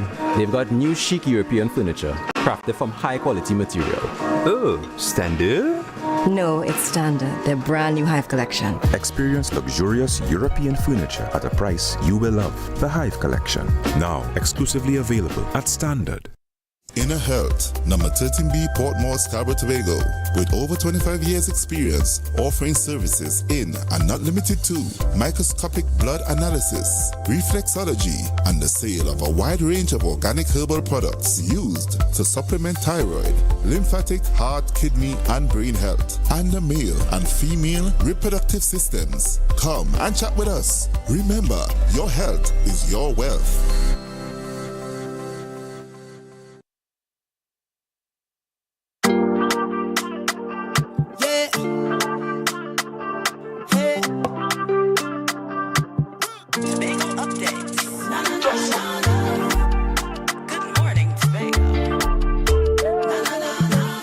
Welcome back to Good Morning Tobago on Tobago Updates. Viewers, we are continuing our conversations this morning with the area representative for Bethel Newgrange as we talk about what's going on in that community. So we are here with Secretary Assemblyman Terrence Baines, Pastor Terrence Baines. I don't know why your name slipped me for like a second. Yeah, just pick one and go. You're gonna be all right. Yes, lots of titles for this man. Just pick one. It don't matter. Yeah. So we're speaking about Bethel Newgrange and just what's been happening in the community, especially what came out of the meeting that we had just about a week ago. And as you know, the THA has been going through the various communities, speaking to the districts and hearing from the community members themselves. Now, one of the things that was brought up too by some of your residents was that of farming, you know, being able to access land and so on for farming. Is this something that you are looking at? What's happening there? Well, you know, it's been a part of the conversation. The way Bethel, the village as is, on the northern edge of the village, there is some land there that belongs to, I believe, the Chinleys, and there's been a conversation about whether or not the THA can engage to have lands made available both for village expansion and also to engage in agriculture and that kind of thing. Now, of course, remember the land is private property. You know, although in the conversation it sounds as if the THA, you know, can just go and just take the land, take over the land kind of thing. That is how it may sound in the conversation, but really it's private property. And in terms of that engagement, we have to look in the larger scheme of things, the land holdings that the THA has, what kind of investment the THA can make in the purchase of land at this point, especially in the light of the fact in the larger economic landscape, we are treating with a kind of scarcity of funds and so on. And so all these things have to be put into the equation in making those decisions, because that estate is going to cost a substantial sum if we are to go in that direction. Now, there is on the landscape as well the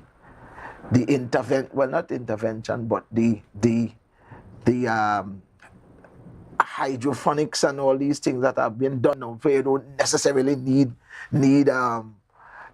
large land spaces, where the science of agriculture can afford you the opportunity to engage in serious agriculture in smaller spaces, So that is something that we have to also take into consideration. What I have not seen yet, because in order for that to kind of take the route that you wanted, is a collective of persons who express this engagement, and we sit down with a plan, because if you're going to make that kind of investment, you would obviously have to have a plan as to what you want to see happen in the next 5 years, in the next 10 years, and so on, as it relates to that. And so we have individuals who have done agriculture historically, some of the older people. I have not gotten the sense yet that much of the younger people as a collective interested in agriculture. That has not reached me yet, but certainly is a conversation that we will have, because all of us know how important this whole food security is, and not just for the island, but even for people's individual development and the economics of it, and that kind of thing. So those are things that must be important to us as well. Okay. And now moving on to just some of the other things that are happening within the community, or some things that were brought up, I should say, from the community. And of course, that's roads. Yes. Because I think that's like the #1 request at every town hall meeting. We need certain roads fixed in Tobago. But if that is the question, to be fair, in 2021, leading up to the election, the first election, well, from say like about November, thereabout in 2020, right? $82 million plus was invested in the Bethel area for road and road infrastructure. 2020, right? And what we are dealing with now in large part is deterioration. We are dealing with trying to do fixes. I mean, you think about it, if you invest that amount of money in road infrastructure, Bethel especially, and some other communities did not have that luxury. We should not have to see the kind of breakdown and so on that is taking place in this particular district. So while I reached out to Secretary James, and as he was saying in the meeting, I sent him pictures and locations of all the potholes I could find in and around the district. But we have to be reasonable. Secretary James and his team, they don't have all the money in the world, and they have to look out for the rest of Tobago as well. So we have to exercise a level of patience. I know everybody wants their roads and their potholes fixed immediately. But we have to exercise a little situational sensitivity as well. We are dealing with the fallout of bad work in some places, and a lot of THA money was invested in the work, and so now we have to go into the coffers monies that should be used for infrastructural development or genuine maintenance work, because some of the road infrastructure and so on is old, right? So there will be deterioration. So when the resource comes to the Division of Infrastructure, for instance, to try and treat with general maintenance work, and then we have not succeeded in doing the work, managing all the fallout from the rains last year, the October rains last year, and so on. There are still some places that Secretary James and his team have not been able to treat with yet. So, yes, we have infrastructural issues, road issues in Bethel, Newgrange, as with every other community in Tobago.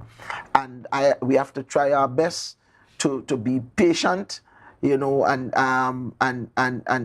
treat with the reality as it is. The resources are being stretched thin. I mean, Secretary James is a magician of sorts in terms of how they elastify the resources to try and do, because they are doing exceptional work, all things being equal.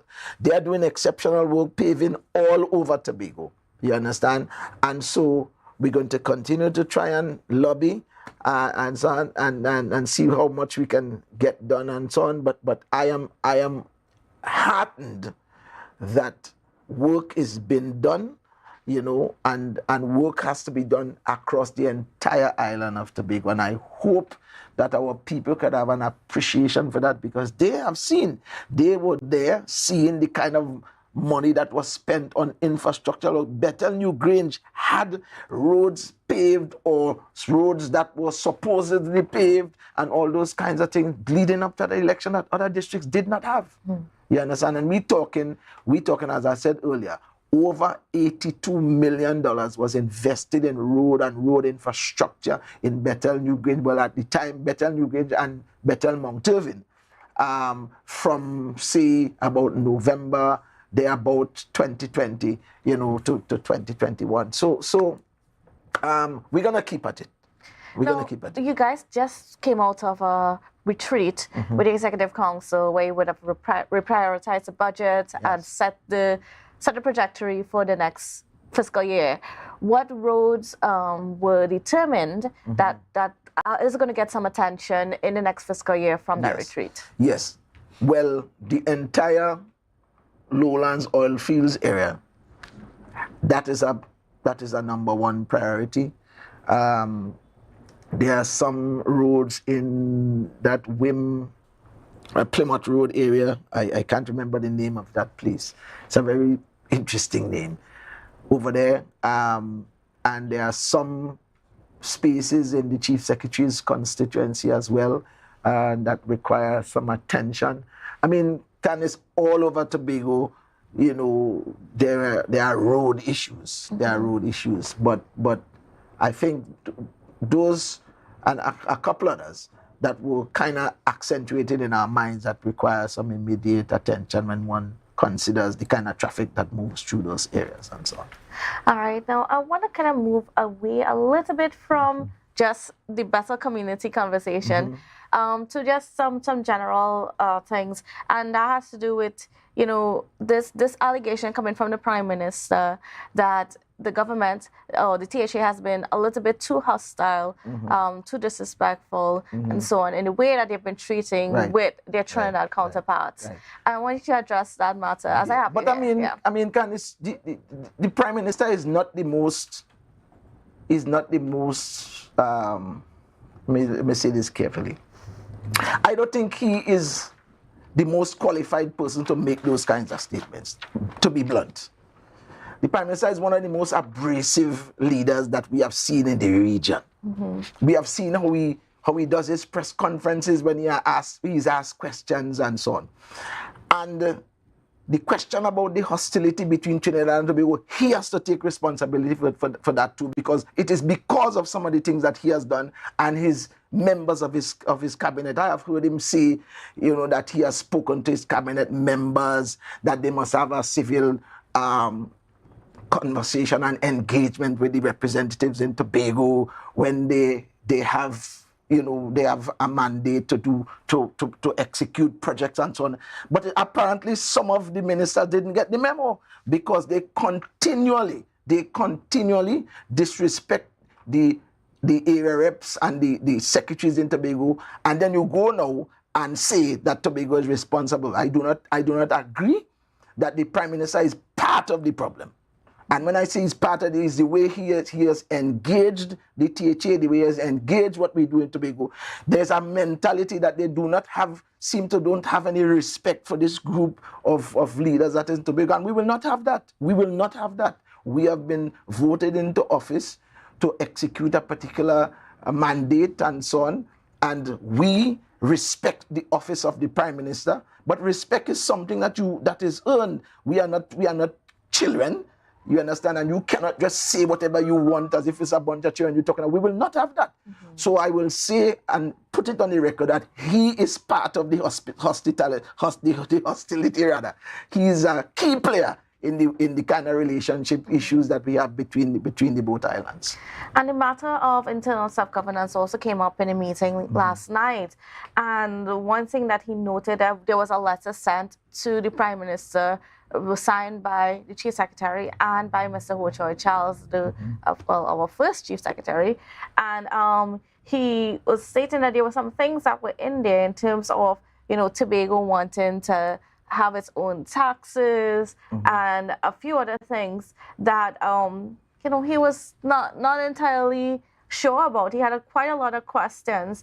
Why don't you just speak? And then he also made a point that internal self-governance cannot happen unless the Parliament gives it. And for the Parliament to give it, you need the two-thirds majority, which, that's true. That's true. And which means that we need to have the support of the opposition. And that's true. That's true. I mean, because I didn't really listen to his speech, I don't want to pronounce on what he said because everything has a particular context. Right. But suffice it to say that we as an administration are determined to go after this internal self-government and will do all that we can do, all that is humanly possible. It does not mean that because we know that we need buy-in from officials on the other side that we will be treated as if we are nobody. It does not mean that we must sacrifice our own self-respect as an administration to get that. We will do what needs to be done. We are man enough to, if we have made mistakes and so on, to stand up to those mistakes and so on. And so on. And yes, I think that the relationship needs to improve, but no relationship can work with just one person. There has to be a willingness on the part of all the parties for the relationship to work. You understand?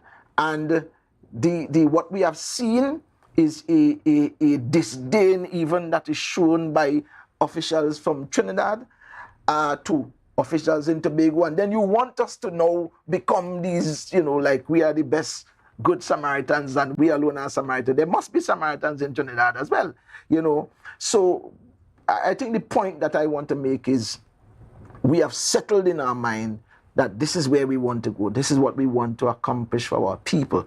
At the same time, though, we must be respected and treated equally.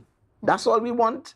We do not want to impose anything on central government. We do not want to try to take over any area of responsibility that falls under the purview of central government. We have some areas of responsibility, and all we are saying, let us do that and do it according to the law and what the rules say. You understand? And we don't want any kind of interference, you see? And we must be treated as the officials that have been elected to carry out a particular function. That is all that we are saying. And I think that once we can get this thing resolved, it's going to cause an improvement in the relationship. But a lot of people across the waters are bent on treating Tobago and treating Tobago officials as if we don't count. You have seen it. I mean, this is not anything to hide about. Just the way that there is a kind of approach that they have. I mean, taken in consideration, I'm not a carnival man, but I saw clips of the comments of Mr. Peters, and I was like, what is wrong with it? And then in the carnival launch, as he's talking as a nonsense again, trying to compare what happened in Tobago. We're not in competition with Trinidad over no carnival. You understand what I'm saying? They've been doing carnival for eons of years and they have their own challenges and so on and whatever. Their product is completely different to what is offered in Tobago. You see, but all that is emblematic of a mentality that some people have, and not all. Some people have in Trinidad, some officials.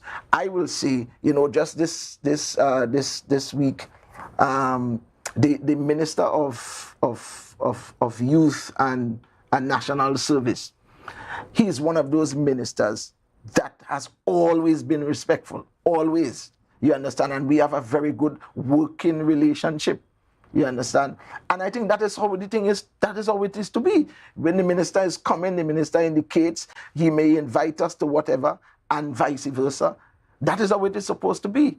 We have completely different political philosophies, but when it comes to actually doing the work, there is a kind of respect, a mutual respect that we expect, and to get the work done for the benefit of the people that we are supposed to be doing the work for. And I think if other officials can get that through their head, we'll be able to treat with some of this hostility that is in this space. All right. Well, thank you so much, Pastor Beans, for being on with us and for sharing your perspectives on what's been happening in Bethel and in Tobago. Yes. Cool. All right, viewers, don't go anywhere. We've got a lot more coming up for you after this break.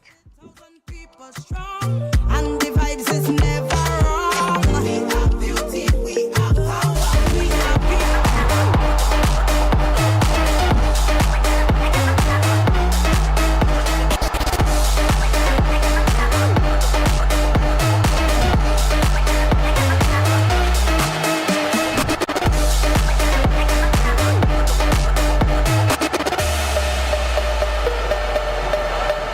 Rotisserie, mouth-watering fries, salads, combos, and specials galore. Feeling for something to eat? Come and see. Our rotisserie is seasoned to the T. Kicking chicken, masala, and jerk roast. Crispy fries made from scratch. Who do you know can't beat that? Or salads freshly cut and packed. When you taste it, you'll be wanting to come back. So come check us out on number 2 Robinson Street, Uptown Scarborough, Tobago. We open on Saturday nights from 7:30 to 11:30 p.m. Monday to Thursday, we're open from 10 a.m. to 9:30 p.m. and on Friday, 10 a.m. to 4:30 p.m. Contact us at 772-7443 and all social media handles at the Rotisserie Factory. Tobago Glass Supplies has been a leading name for over 37 years in the glass and aluminum market in Tobago. We provide an extensive range of high-quality, innovative aluminum and glass products for commercial and residential use. Competitive prices with superior and professional services by committed employees who are guided by rigid quality standards. Tobago Glass Supplies specializes in the manufacture and installation of glass and aluminum products that are essential to today's homeowners and the business environment. We are engaged in marketing, sales, and installation of a variety of products. These ranges from windows and doors to necessities such as mirrors for homes and vehicles, designed and manufactured in-house or imported.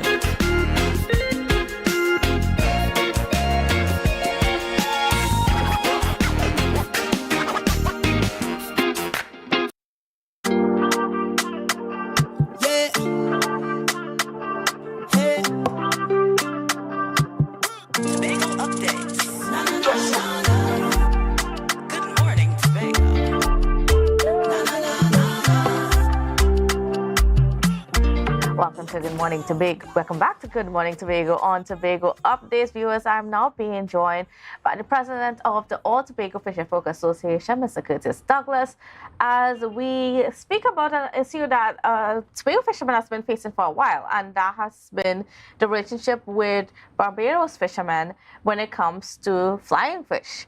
So a special good morning and welcome to you. Good morning. It's a pleasure to be here again once this morning, Candice. Well, you know, we have a lot of stuff taking place in the fishing industry, but a lot of people are not aware of what is really taking place, because, I mean, these are things, especially with the Bajan coming to Trinidad and Tobago waters and catching our flying fish, and they are trying to sweep it below the carpet. So I am just here this morning to let the fisher folks know, and let the Tobagonians, the bona fide Tobagonians know what is taking place, and make them aware of some of the development that has been taking place over the last couple of weeks in Tobago. pertaining to that. Now, I mean, if for the viewers who may not be aware, Mr. Douglas has issued calls, written letters, whether it is the Prime Minister of Trinidad and Tobago, as well as we reached out to Barbados to sort of find a solution to this problem. So what's the latest where that's concerned? Well, the latest with that, so those who now listen and know if you now want to understand what is going on with the food security and the fishing industry in Tobago, basically we would have wrote, which is the All Tobago Fisherfolk, which have the legal rights to represent fisherfolk on the island. This group was formed in 1996 to represent the fisherfolks, and it was sanctioned by the High Court of Trinidad and Tobago. Now, we would have wrote to the Prime Minister pertaining to the Bajan issue that come into our waters for years. And on the 12th of April, he would have responded to all to the ATFA on the 22nd of July this year, right? In terms that he would have thanks for the information, and he would organize everything, and then he would have had Trinidad and Tobago Fisheries talk to Trinidad, Barbados Fisheries to see how best we could come up with a solution in moving forward. So about 2 weeks ago, roughly, we would have had a meeting with Foreign Affairs, Trinidad and Tobago.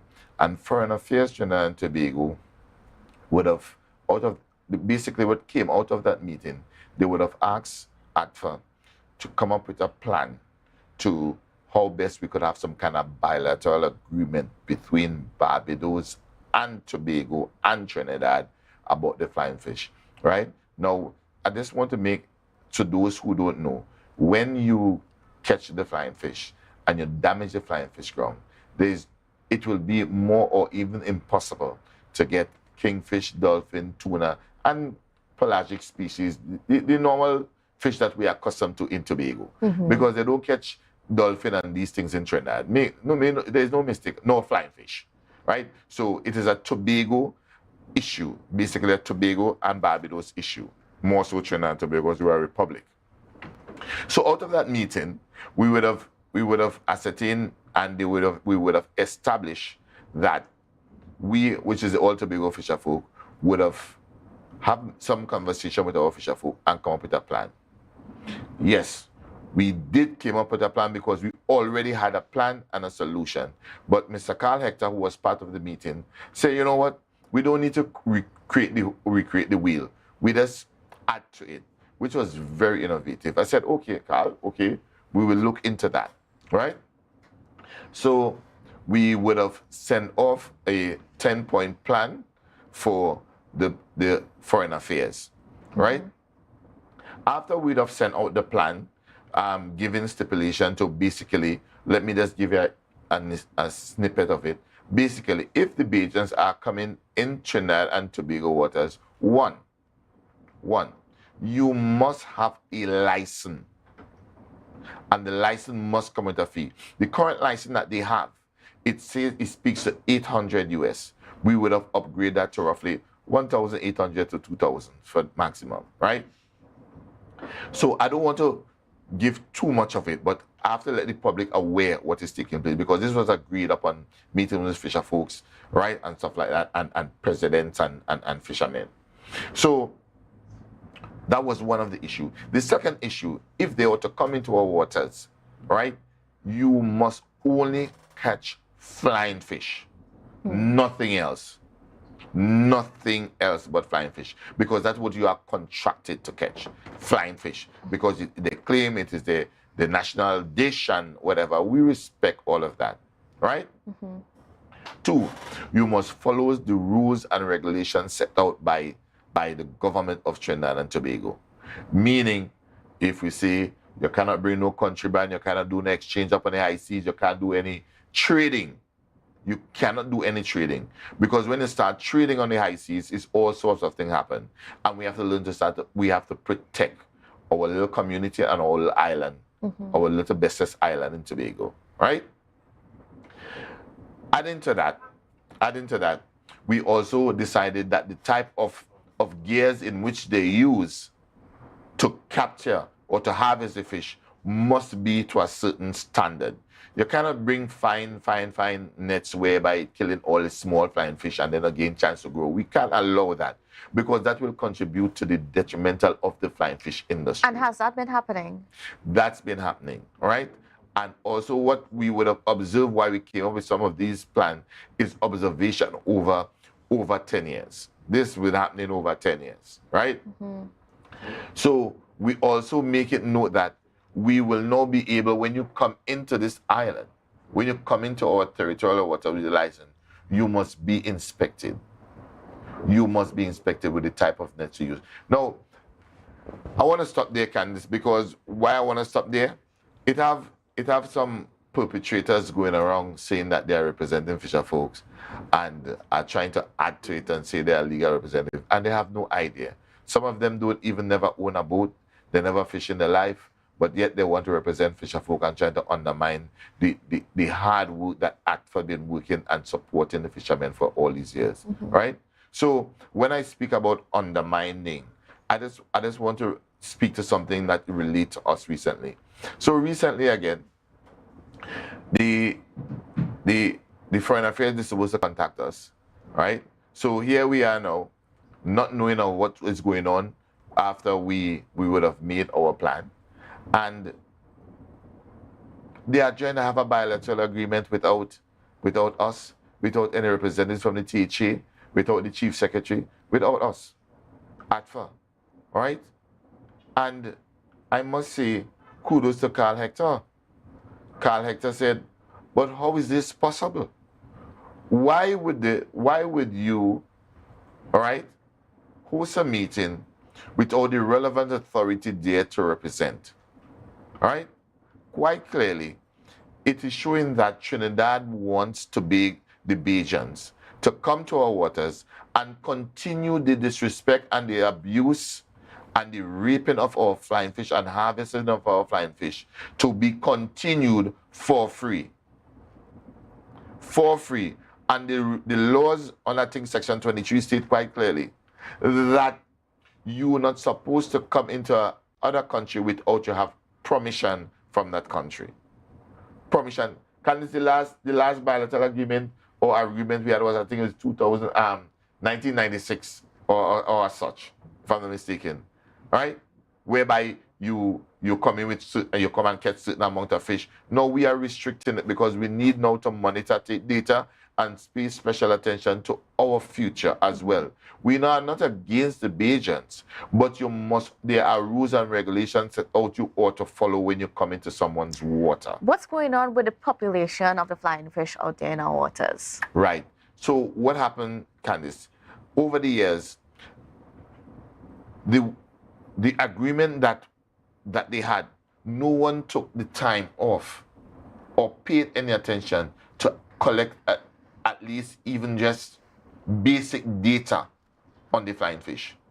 So when fishermen is claiming that we are seeing a reduction in flying fish, they are saying that is not true. Why they're saying that scientifically shows that there is no data. So if there's no data, that never happened, right? Because I would have raised that same topic with an oil company, whereby I said in Plymouth, the same fishermen used to be catching schools upon schools of kingfish and dolphin and salmon. And they are saying, yeah, you may say that, but there is no data for that. So the government of Trinidad and Tobago had neglect or throw a blind eye to the food security while they pay more attention to the energy sector, right? So they did not see it fit to collect data and to find out how much fleet of Barbadian boats is been fishing in our water, for how long, how much tons they are moving with, and how often they are moving with it, and the type of gears they're using with. But so there was nothing put in place. So if you to go through or go to Buku, Plymouth, and Belgrade and some of these landing sites where flying fish used to be knocking dog, as the local parlance may say, you will lucky if you could get 2 crates or even a crate, right? So quite clearly, if it's something that you used to be catching in abundance, and all of a sudden you're seeing a drastic decline in it, and you are continuing seeing these big boats, practice. Hence the reason why we would have started to investigate. And from what, I mean, so you're indicating that there is some data that's been collected by ADFA, and from that data, what does it tell us? It tells us, the data that we collect so far, it tells us basically, one, there's two species of flying fish in Tobago we normally used to catch, which I'm talking on the local parlance, we call it the red flying fish and the white flying fish. The red flying fish have the fins on them are more red, and the more white when the belly is more white, and you know, and stuff like that. No, what we are hardly seeing is that red flying fish. And secondly, what we are not seeing is the flying fish and them taking nets. All right. So, and we are seeing a reduction in men catching flying fish. You might catch a host where one man might be able to lucky when the Bajans are not here, and they give them lights to catch a flying fish. They may catch about probably 1,000 pounds or whatever the case may be, right? But other than that, we have seen a drastic reduction in the landing of the flying fish. We would have also take data from the processors, because the processors are one who will live livelihood depends on these flying fish. And they say there's been a drastic reduction. It's not that men are not fishing it. When they are not catching it because it's not there. And other thing that is contributing to that, the Bajans are giving the flying fish lights. So when they give them lights, they just have around the lights, so it's easier to harvest. So when the local fishermen go out to fish, they are not netting because they are accustomed to the lights. So they're not netting. So these are some of the major issues that we have in that our data would have shown, and our investigation would have revealed to us that is taking place in our little community, in our little island. So where are we right now? I mean, what's going to happen now? What is ADFA's position? Well, ADFA would have, as I said, what we would have done, we would have sent the 10.4 plan, whereby we've been able to have solutions to the problem. And we are expecting, I don't know, probably the Chief Secretary or someone from the THA to represent us at this bilateral meeting to speak on the behalf of Tobago. Because what it speaks to is just that the foreign affairs personnel will just be the one to be able to talk, and because they are from Trinidad, they don't really, I don't believe they have really Tobago interest in that. They have Trinidad interest in that. So we need ADFA to be in some of this bilateral meeting, and the Chief Secretary and stuff like that, or whoever the Secretary of Fisheries, Ms. Pantin, or whoever it may be, to be there. But we are the one really to spearhead this program, because we are the one that know what is taking place, and we also have a solution, a fair and amicable solution to solve this problem, and also to preserve our food security, not only for us, but for our children and grandchildren to come. And that solution is a 10-point plan that you referred to earlier. Yes, that is the 10-point plan where I'm talking about, whereby it's, because what we did not create, we just add, because we already knew what was the problem. We knew, and once you know what's the problem, we found a solution to the problem. And once that is adhered to, we shouldn't have any problem. The Bajan will be able to come and fish with a limitation, and Tobagonians will be able to catch and fish also, and to reap and harvest our fine fish, right? And the processors can live, the vendors can live, and everybody will have a downstream process where everybody will be able to live, and also to feed the family, and also to contribute to the growth and development to our community and our society and our financial base in Tobago. All right. Well, Mr. Douglas, I want to thank you for being on with us and for sharing what's been going on there. And certainly something that we need to look at. And as you brought up, just the way that we deal with flying fish and so on, it brings into question the whole conversation about sustainability in the way that we fish, because we want to make sure we continually have our fish for our future generations. Yes. So if we're not sustainable in our fishing methods, then we're not going to be able to have any for the future. Correct, Candice. Because if you look at what's taking place in the world right now, right? The boat wasn't working. The boat was down, and Tobago was practically starving. So what we need to concentrate on is our basic, our natural resources.